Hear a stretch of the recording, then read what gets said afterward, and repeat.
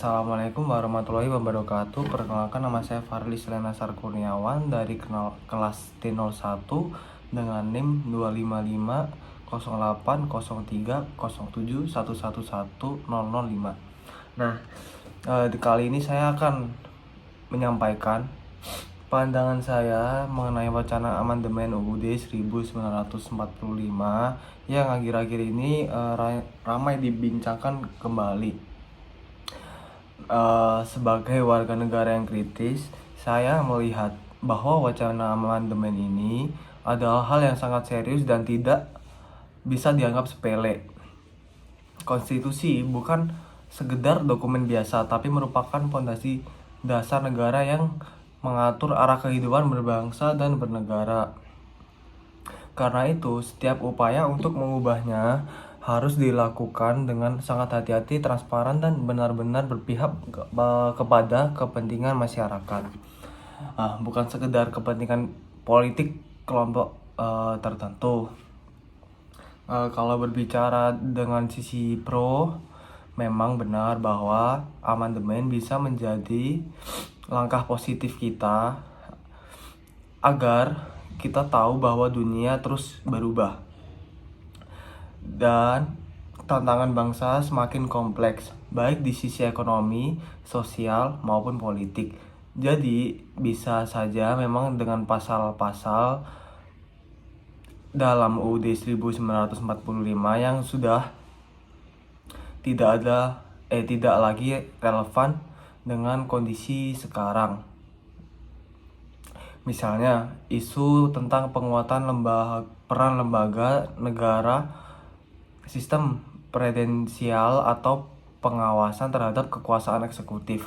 Amandemen bisa menjadi sarana untuk memperbaiki kelemahan dalam sistem kenegaraan agar lebih efisien dan sesuai dengan kebutuhan zaman. Namun di sisi lain, saya juga punya pandangan kontra terhadap wacana ini. Karena tidak bisa dimungkiri bahwa setiap wacana perubahan konstitusi seringkali syarat dengan kepentingan politik. Ada kekhawatiran bahwa amandemen justru dimanfaatkan oleh pihak-pihak tertentu untuk memperluas kekuasaan. Misalnya dengan memperpanjang masa jabatan presiden, mengubah sistem pemilihan umum, atau bahkan menggeser keseimbangan kekuasaan antara lembaga negara.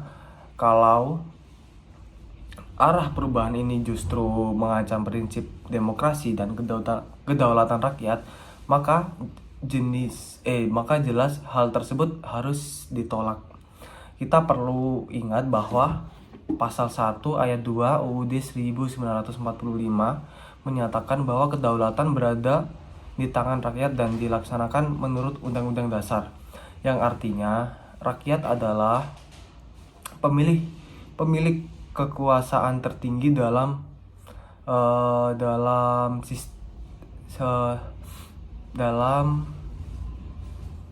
negara ini. Maka setiap upaya amandemen harus dilakukan dengan partisipasi publik yang luas. Tidak boleh dilakukan diam-diam atau hanya dibahas di ruang-ruang tertutup antar elit politik. Konstitusi itu milik seluruh rakyat Indonesia. Jadi rakyat Indonesia juga berhak mengetahui dan menentukan arah berubahannya. Kalau kita lihat dari sejarah, Indonesia pernah melakukan amandemen besar-besaran sebanyak 4 kali antara tahun 1999 sampai 2002.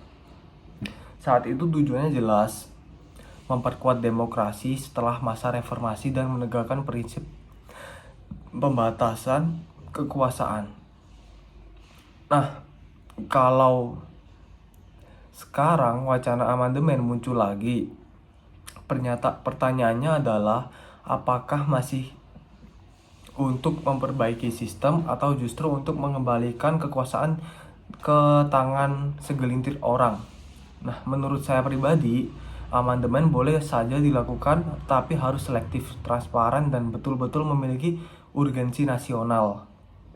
Kalau memang ada pasal yang tidak sesuai dengan kebutuhan zaman, Misalnya soal sistem pemerintahan daerah, perlindungan hak-hak rakyat, atau penguatan lembaga anti korupsi, maka itu bisa dipertimbangkan. Tapi kalau amandemen hanya dijadikan alasan untuk menambah masa jabatan atau memperluas kekuasaan politik, maka kita sebagai rakyat Indonesia berhak untuk menolak dengan tegas. Nah, sebagai generasi muda, kita tidak boleh apatis terhadap isu ini. Kita harus terus mengawasi, mengkritisi, dan menyuarakan pendapat. Karena kalau kita diam saja, bisa saja konstitusi yang harusnya melindungi rakyat malah berubah menjadi alat untuk mempertahankan kekuasaan. Kita tidak menolak perubahan, tapi kita menolak manipulasi atas nama perubahan.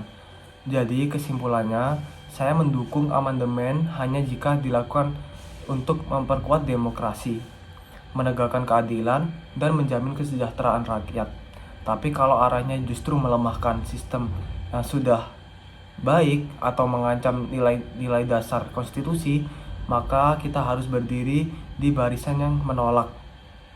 Karena pada akhirnya yang harus kita jaga bukan hanya teks UUD 1945-nya, tapi semangat dan nilai-nilai Pancasila yang hidup di dalamnya.